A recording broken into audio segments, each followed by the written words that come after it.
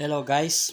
So ngayon guys, meron akong ipapakita sa inyo na mga ginagawa namin sa araw-araw yung pagsosolaris. So yung mga picture na yan guys, yan yung mga kinakabit namin sa aming mga client.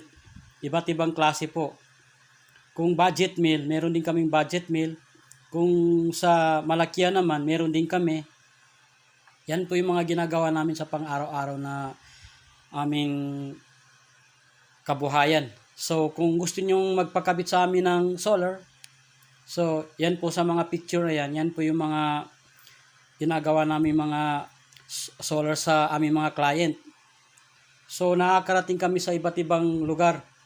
Kung sino man yung gusto magpakabit ng solar, pwede niyo po kaming kontakin sa aming YouTube channel, sa aking YouTube channel. Yung mga kasama ko, meron din silang mga YouTube channel, pero ito talaga yung YouTube channel ko. So, dito ko nilalagay yung mga ginagawa namin.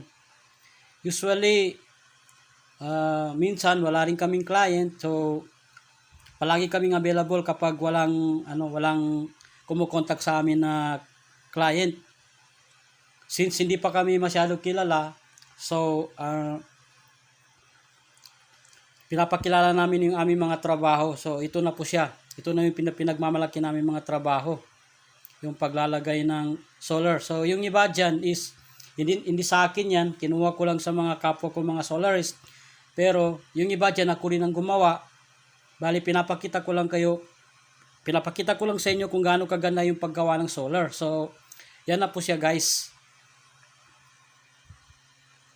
Marami rin akong nakabitan ng solar pero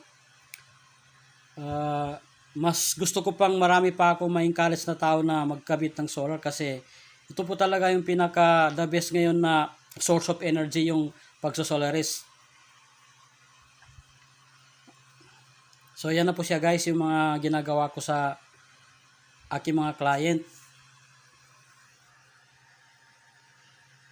Puro mga solar lang talaga yung kinakabit ko. Minsan nagwa-wire din ako ng mga bahay yung walang solar, yung pure pure DU lang, pero ito talaga pinaka paborito kong gawin, nakaka-addict kasi yung maggawa ng solar. So anyway guys, kung gusto niyo magpagawa sa amin ng solar, is pwede kayong makipag-communicate sa amin. Pwede kayong mag-message sa aking YouTube channel, pwede rin sa aking Facebook page, pero wala pa akong pinopost sa Facebook page ko kasi bago ko palang ginawa. Pero mas maganda na dito na kayo mag-directang mag-message sa aking YouTube channel. Pero ang patakaran guys, kami ay nagkakabit lang. Hindi kami nagbebenta ng solar. Bali sa inyo pa rin yung mga gamit na gagamitin. Kayo ang bibili ng gamit, tutulungan lang namin kayo kung ano yung pwede nyong bilihin para hindi kayo mamali. Tapos, ang babayaran nyo sa amin is yung labor namin at saka yung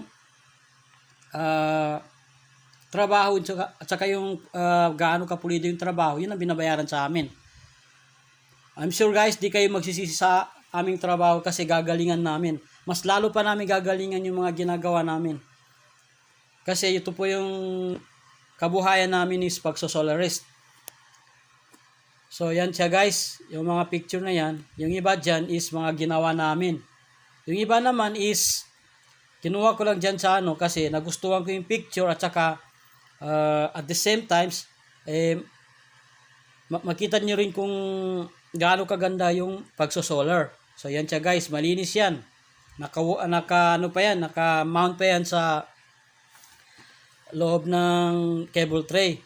Yung iba dyan na makalat is ginagamitan na naman namin ng PVC pipe para hindi makita yung wirings.